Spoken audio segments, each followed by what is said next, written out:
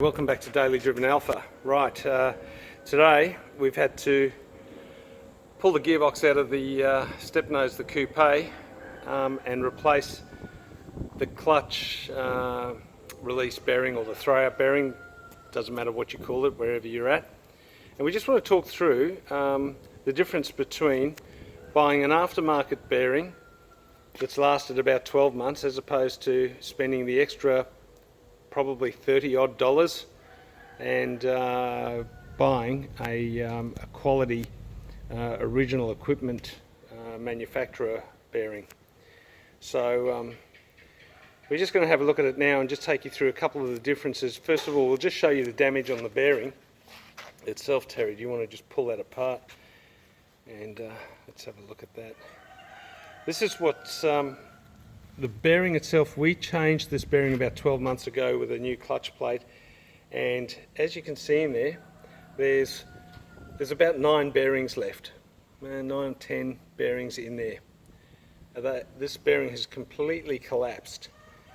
So right, now let's, if you want to put that back on there, Terry, let's have a look at the differences in the quality that we can see with measuring.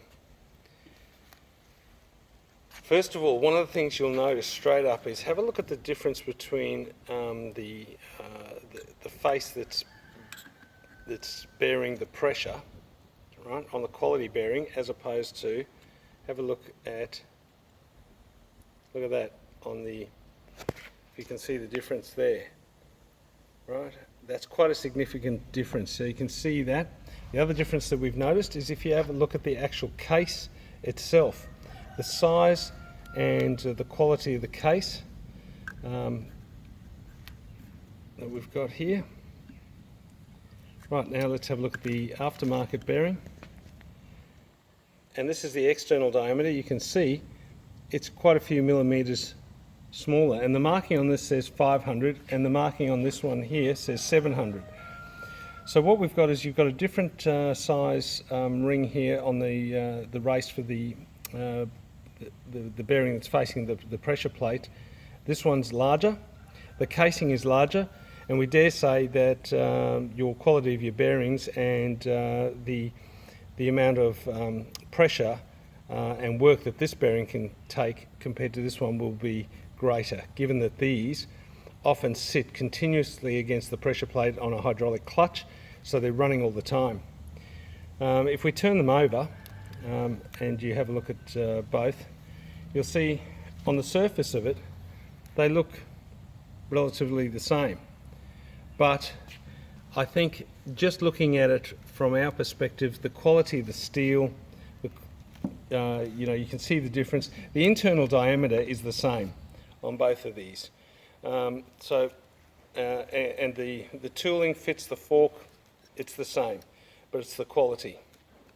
Now, one other thing quickly while we're here, this little rubber grommet here often get left out, right? So order one of these, they're pretty cheap, a bit of rubber grease in there, and we pop those in, and they sit underneath the spring, and then we'll put that in a second. Thanks, Terry.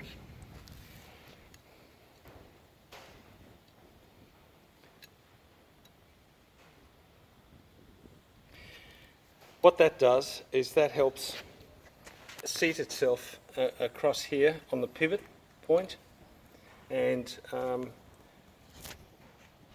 helps keep the spring centered, and it stops it from moving around, rattling around.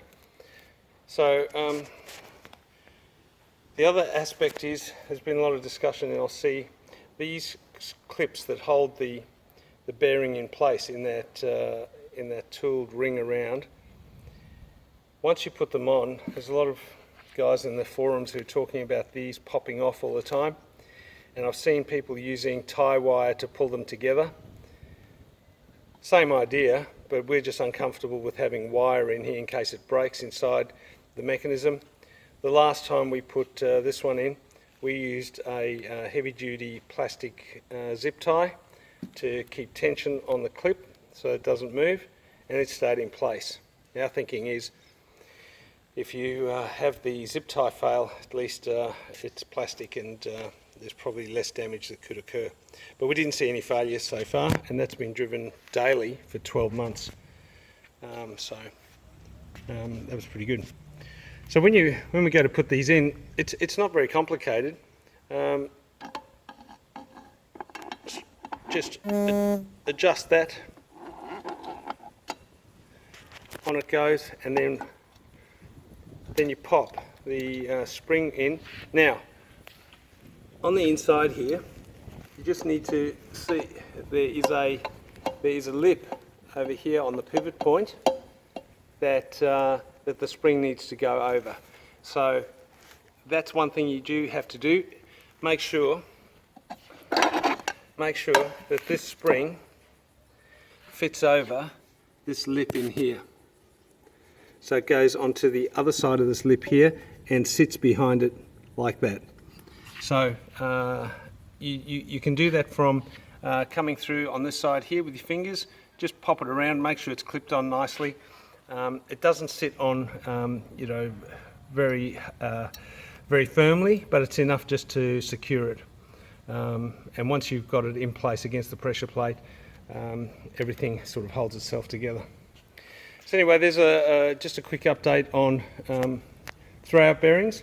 I guess the message we want to leave you with is, don't save yourself $30 like we did last time on a cheaper bearing. You're pulling your whole gearbox out 12 months later. It's a pain to do it. If you buy a better quality bearing, you're going to get a better result, and you'll be doing less work over time. So look, thanks for watching. If you like, subscribe, share with like-minded people, share your comments, keep them respectful, and hope your projects are going well. Thanks for watching Daily Driven Alpha, and we'll see you at the next post. Cheers.